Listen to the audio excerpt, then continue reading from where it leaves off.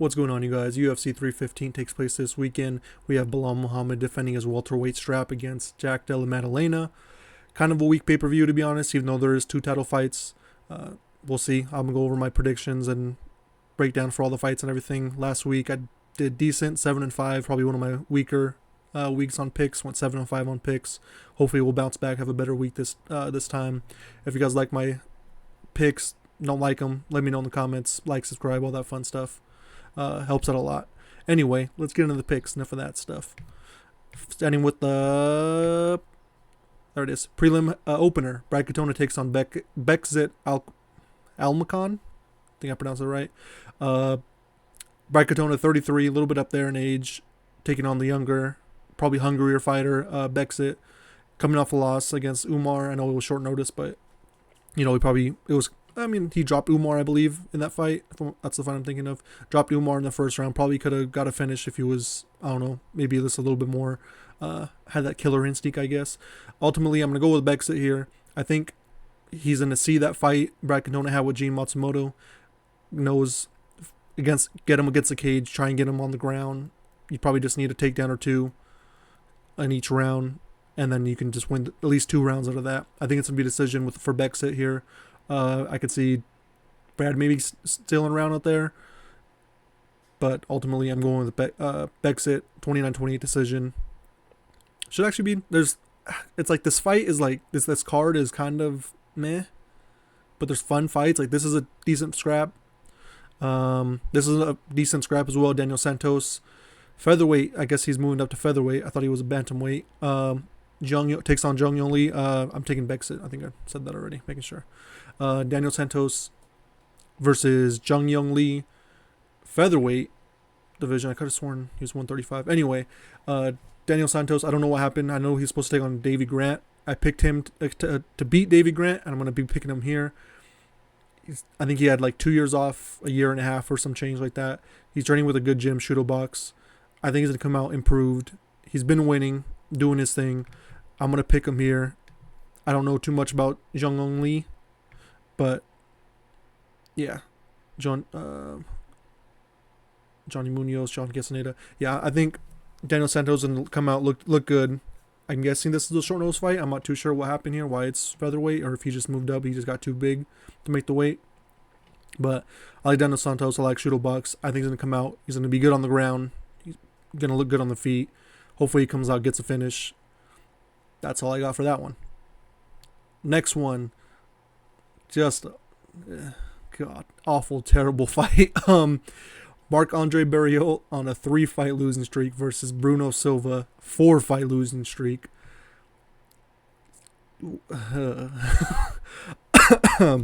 Excuse me, I'm coughing all over the mic. I'm going to go with Marc-Andre Barriault here. Not super confident in it. I think Bruno Silva's cooked. Lost 4 straight. Marc-Andre has gone, I think, TKO'd or KO'd in like 2 straight here. So it's just an awful fight. Both 35. Even if one of them wins, just cut them both. We got to stop that. We can't have these guys hanging around looking bad for the UFC. I guess I'm going Marc-Andre. It's tough. Doesn't really get. I mean, I say doesn't get finished. He doesn't get slept cold like that. I'm just having a hard time picking Bruno Silva, especially when I watched him get pieced up by GM3, who's GM. I know he's the GOAT, but on the ground, not up on the feet. I was there for that fight. Actually, I was surprised. Actually, some dude was just like the biggest GM3 fan. He had the shirt and everything, like 2 rows in front of me. He was going crazy when GM3 won. Super funny to remember. I don't know why it popped in my head. Anyway, Bruno Silva get lit up on the feet by GM3. Not a good look. I know that was maybe 2 fights ago, but ever since then, still it just hasn't looked the same since he got pieced up by Alex Pereira. So I'm going to go Marc-Andre Barriault. I guess. Don't put money on this fight. Because it's, just throw it away. Marc-Andre Barriault decision, I guess. Next up, light heavyweight, we have Navajo Stirling taking on Erslan. I'm going with Navajo Stirling on this one. 27, a super hot prospect. I know his last fight he didn't come out and get that finish. We were coming out, he came out, got a decision. Still looked pretty good in that fight. Ivan Erslan, I feel like he's one of those fighters that the UFC just needs. You need fighters like this to come out and get finished. Or I mean, if he gets a win, he's gonna get a finish. But you need people to get knocked out. He is one of the guys you need to get, like, you're paying to come out and get, like, build a prospect on. Even though he doesn't have a name, you need one of those highlight reels for these guys coming up. 6-0, Navajo is, and you got to feed him someone. Ivan Stirling. Ivan Erslan is that guy. If Stirling is really that guy, you will see Ivan on the highlight reel for years to come. This is like perfect matchmaking, I think. Navajo, you don't want to go like put it like he don't look too crazy in his first fight, so you're not going to put the straps on him and send him to the moon. He did get the finish in contender series, but I'm going with Navajo here, first round KO. Ivan probably. I see corporation probably like Ivan or something like that. Anyway, I think he's here to get finished, be put on a highlight reel. UFC's getting their money's worth here. You just need guys like this in the UFC. That's what Bruno Silva was, He's that guy that got put on the highlight reel for some people. Even though he didn't get finished by Alex Pereira, they used that because he was piecing him up like that. I'm not saying Navajo Sterling's going to be Alex Pereira, but you need someone to be on a highlight reel, and that's Navajo Sterling's. He needs a finish here, or else it's going to be like, all right, he's good, but he's not that guy, because you got to get a few finishes up on the way up to get people hyped. Anyway, I'm just yapping way too much about this. Navajo Sterling, first round KO. Huge favorite, minus 290. Maybe second round KO. Hopefully he gets a good one here. Keeps building. 27, super young, light heavyweight. Hopefully he's fun, sticks around. The last few prospects have been disappointing. Looking at you, Victor Petrino. Fucking disgusting. Don't get me started. I was super hyped, and then he is shit. Navajo Sterling, hopefully he's good. We need some new life in light heavyweight. Picking him, first round KO. Let's keep it going. Speaking of lightweight, Modestas Bukauskas versus Yeong Cutelaba. Super close odds, surprisingly. I honestly thought Modestas would be a huge favorite because that's what I'm picking. I'm picking Modestas. Yeong Cutelaba, I just never know how to pick his fights. I think he's going to lose. He comes out and looks great. I think he's going to win. He just is shit. Like, I don't understand. We'll see how it goes this one. I'm picking Modestas. I think he can finish him. We'll see. I think he's training, if I'm not mistaken, he's training with Big Tommy Aspinall out there across the pond. And I think he's hopefully learning good stuff out there with the Beg Friendly Giants, their nicknames are. Anyway, Modestas Bukauskas. I'm surprised that these are super close odds. And I say that, and then Eon's going to come and starch him in like 30 seconds or something crazy. Modestas Bukauskas, I think he's just a better fighter all around. A lot more potential. Yeong Cutelaba, I think he's a fun fighter. Again, he's like one of those guys you need. He's a 19-10-1. He's one of the guys you just need to fill the roster with. Have fun fights. Either get got. He's either finishing someone or he's getting knocked the fuck out. Like, you need someone like that. He has a good highlight reel, but he's on a few people's highlight reel too. You know what I mean? Modestas Bukauskas, I think if I'm not mistaken, he's a guy who got his knee shattered by Khalil Roundtree. I think he got a win since then. Let's find out. He came back, got a win. Few win. What the is this the wrong person? Anyway, regardless, on a 1-4 or 5, lost to Victor Petrino. Hurts, sad because Victor Petrino. I thought he was gonna be something, but he's not. Modestas Bukauskas, I think, come out maybe later finish, like third round, but probably decision. Good if he gets finished, keeps going. Modestas Bukauskas, decision, maybe late round decision, maybe late round finish, like third round KO or something. Let me just make sure I'm still recording. Okay, yep, still recording. Just had to check. All right, next up we have that is women's flyweight. Jessica Andrade takes on Jasmin Jasudavicius. I believe I said that right. I did not know Jasmin was 36 years old. I thought she was a young prospect who was, coming up doing her thing. That being said, she's a huge favorite, minus 290. This is like one of those Jessica Andrade fights where, who was it that was like a wrestler I'm trying to think. It's probably like 4 times this has happened. She's been she's like faces a wrestler and was she didn't get taken down. She just shrugs them off and just beats their ass on the ground. I feel like there's like 4 fights I can think of. Not that I can think of. There's 4 fights that have probably happened that are like that for her.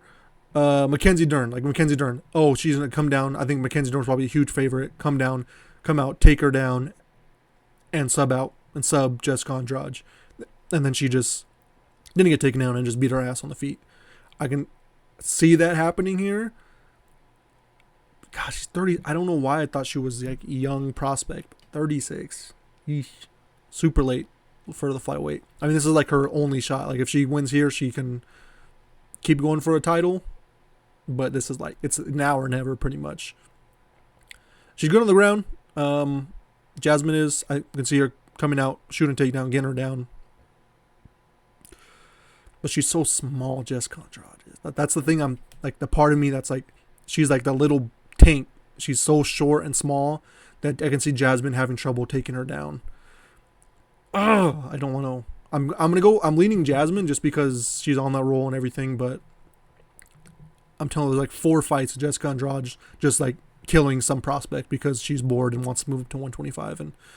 She's like, oh, I'm going to fight 115 one week and then 125 the next. I know she's been losing. She's a little bit older now, 33 and getting finished and stuff.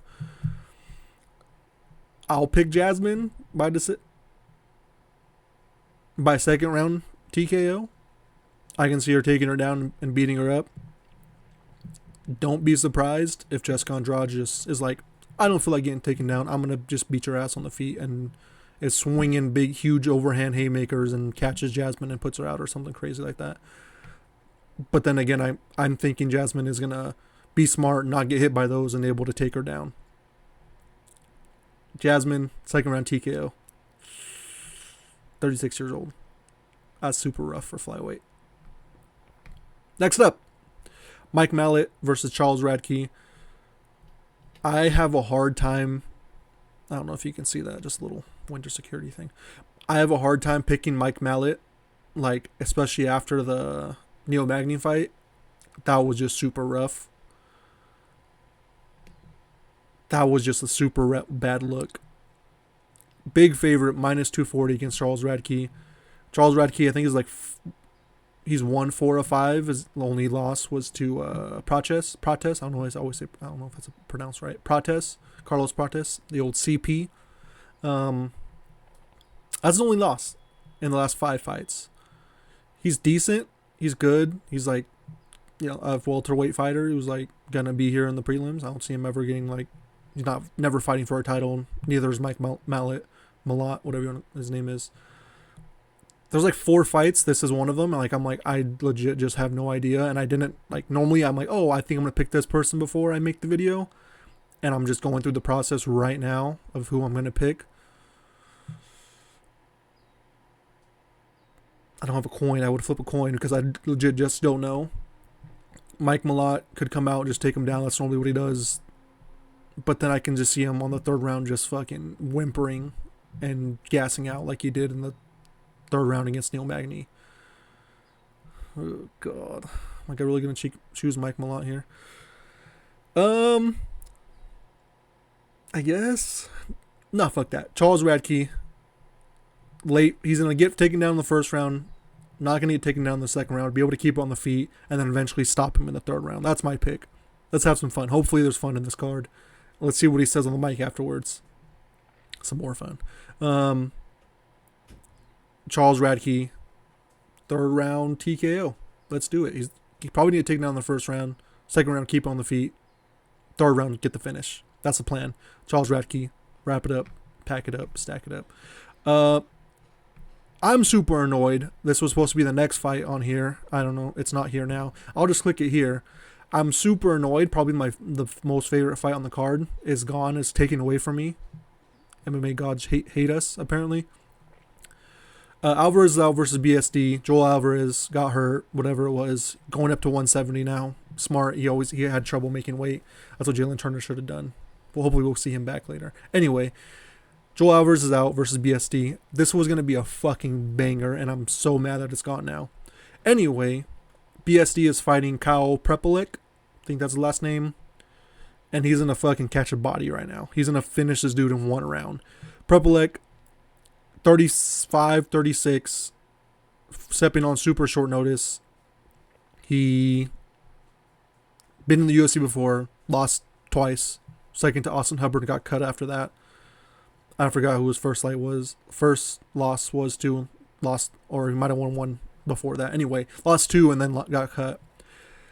BSD is going to beat this dude's ass. First round TKO. Maybe a submission. First round finish. And hopefully we see BSD be fun again. That's my pick is. I don't have much to break down. I don't know who this dude is really. I probably watched this fight and I just don't remember it because I watch all the fights. I just have terrible memory. Yeah, BSD. Catch a body. Bring some fun fights to this main event. Please do something fun here. That's all I have for this one. Next up, Natalia Silva versus Alexa Grasso. Natalia Silva, 28, taking on 31 Alexa Grasso. I always feel like I always pick the younger fighter here, and I'm going to continue it. I'm picking Natalia Silva. I think she's just more dynamic on the feet than Grasso. I feel like Grasso is a really good boxer. I think Natalia is a better kickboxer and is able to mix it up a little bit more. I'm going to pick Natalia here. I think Alexa has been fighting a lot of 5-round fights. Hold on, I have a point I want to make, and let me make sure I don't mess up my point. Okay, yeah. Natalia hasn't fought in any 5-round fights. I feel like sometimes when fighters fight in too many 5-round fights, when they come back to a 3-round fight, they have trouble like switching gears. I can see Alexa Grasso doing that, having trouble fixing, like, what am I trying to say? Switching gears to that 3rd round, being a little bit faster and everything. Alexa Grasso,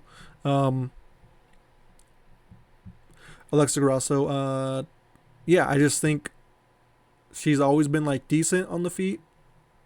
Got not lucky, kind of lucky in those 2 fights with Valentina. But I think Natalia Silva's the future. She's 28, young, up and comer, has a chance to take out a former champion. I think she's just more dynamic all around. I think she's gonna piece her up. Gets like land low kicks, probably mess up her balance. And Alexa Grasso's gonna be kind of not lost out there. She's probably gonna land some good shots here and there. But ultimately, I think I'm picking Natalia Silva. Oh, but anyway, shout out to Marcel for that one. I didn't say that earlier. Close that now. I'm picking Natalia Silva. Yeah, let's have some fun flyweight, some fun, exciting flyweight coming up. That was my point. Because Natalia says that Natalia Silva hasn't fought a 3-round fight. I think I might have said that already. I forget. Alexa Grasso's been fighting 5 rounds and a comeback. Time's gonna be off. Natalia's gonna come out, be fast, quicker, get the win. Let's go with that. Next up, what are they doing to my man Jose here? This is unreal. My phone's vibrating. Actually insane. This is like, why? Why? Why do they hate him? What has he done to them? Disgusting. UFC. Disgusting work. Makes me sick. I'm picking Jose. Aiemann Zahabi. Again, like one of those fighters who's like, I think I talked about it in my last video, who's like, oh, it would have been funner if he came 5 years ago when it was still like in his prime. He's 37 now. He's been on a win streak and everything, beating some good competition. I think Jose's going to come out, especially after the last fight against Mario Batista. He's going to come out, be fast, be strong. No, he needs to win to continue if he wants to keep fighting, because I don't think they're going to be giving, I mean, unless he just wants to fight these people, because that's all the UFC wants to give him. He's going to come out, good leg kicks. He's not getting taken down. We know Jose's not getting taken down. He's going to have good leg kicks, checking kicks, and he's just going to be more dynamic on the feet than Aiemann is. So I'm going with Jose. Decision, 30-27. UFC, just fucking do this man right at some point in his fucking career. Insane. Yeah, Jose Aldo, 30-27 decision. Aiemann Zahabi, yeah, he would have been funner if he came like 5 years ago. I think he's been in the UFC for a while and everything, but yeah, anyway. Jose Aldo, 38. Let's give this man a few more wins before he goes out. I doubt they're going to give him a title shot anytime. But yeah, get him some fun, decent matchup. He should have fought Dominic Cruz. Like, this should have been Dominic Cruz versus Jose Aldo. Retirement fight for both. But no, you want to fucking do this dumb shit. Disgusting. Jose Aldo, 30-27. All right, co-main event. Valentina Shevchenko taking on Manon Fiorot. Manon Fiorot actually minus 150. Pretty surprising. This is the other fight I think I mentioned earlier about, like, I don't know who I'm going to pick. I'm just going to yap a little bit until I make up my mind because I'm leaning both ways here. I'm actually leaning towards Valentina. I think I'm going to pick her. 37. Oh, gosh, she's so old. 30. They're both old. 37 versus 35. Like, for the title, that's rough. We have some young blood coming up though. Natalia Silva, Blanchfield, Macy Barber, first division. So that's fun. I'm going to go Valentina Shevchenko. Not super confident in this one either. But I know, I mean, like, she knows how to win. We haven't released, oh no, we saw her stuff all of Erin Blanchfield's takedown. She got taken down, I think, the first round, but the rest of the round she was fine. I think Valentina's better at I'm convincing myself and you right now on why to pick Valentina to win. She's better at mixing it up. She didn't get against Alexa Grasso. She knows how to. She's not going to be spamming takedowns like Erin Blanchfield and just look terrible on the feet. She's good on the feet. She knows how to take people down. She's going to be able to mix it up. I'm picking Valentina Shevchenko. Decision 49-46. I can see Manon Fiorot maybe winning the first round while Valentina's still filling her out or whatever. And then the last 4 rounds, she comes out, okay, on the feet, she might be beating me. Valentina is going to be saying this, like, she's going to be beating me on the feet. I can just take her down and keep her there. And that's what she's going to do, and it's a smart thing to do. Super boring fight, I imagine. But yeah, Valentina Shevchenko, 49-46, maybe 48-47 decision. I can see first round, second round. She's like, okay, damn, I'm getting my ass beat out here. Let me take her down. And she's able to do that. Can mix it up better. Manon showed a good takedown defense against Erin Blanchfield, but again, Erin Blanchfield just grabbed her and tried to like trip her out and hit an arm throw and just terrible takedowns. Valentina is more, not explosive, but more of a better fighter. I mean, there's no other way to say it. Can probably mix in her takedowns better than Erin Blanchfield can. So I'm picking Valentina Shevchenko here. And then hopefully Zhang Weili before she retires or something. That'll be a fun fight. Anyway, Valentina Shevchenko, 48-47, 49-46 decision. Probably a stinker fight. Probably first 2 rounds close, and she comes out and dominates the last 3 rounds. Manon Fiorot, surprising. I mean, not surprising. I guess Valentina's been looking, you can see, wearing that age, the 37. Anyway, Valentina. Finally, main event. God, this card is not that good. Main event. Belal Muhammad versus Jack Della Maddalena. They think it's the last fight. I mean, this is the last fight. This is the last fight where I'm like, I just don't know. This is what I always do. I always doubt Belal Muhammad. And I think I'm going to do it again. That last fight with Leon Edwards was a lot closer than people think. Go back, rewatch it. It wasn't... I mean, there was dominant rounds, but you can't base the 5-round fight on like 2 dominant rounds and the rest were kind of close. So he came out, did what he said he was going to do, take down Leon. If Leon just was like, hey, let me land any sort of damage here, he could have won an extra round or 2 and won the fight. Again, hindsight's 20/20, but Belal Muhammad, showing my ageism here, he's 36, welterweight, super rough. Jack Della Maddalena, training with Craig Jones. Craig Jones was training. He's not that he's figured out like the Dagestani way of wrestling. This is what I was thinking. Jack Della Maddalena, when he fought Gilbert Burns, he was afraid of getting submitted when he was on the ground. So he was very reserved on trying to get up and everything. Belal Muhammad doesn't really submit people on the ground like that. He's able to get people down. He's probably a little bit more like, when you think of like the wrestler, like Kamaru Usman, Colby Covington, of the welterweights, you know, they get people down and they hold them there. They're not fighting submissions. Almost like Leon Edwards' approach where he gave his back to get up against them because they're not going for submissions. He was doing that to Belal, and Belal would take his back, but he wasn't really going for submissions that much. I mean, I think he almost had a rear naked at one point. But I think Jack Della is going to be smarter on the ground, training with Craig Jones. I think I saw that clip of him choking out Craig Jones. Maybe they're putting that out to feed into this.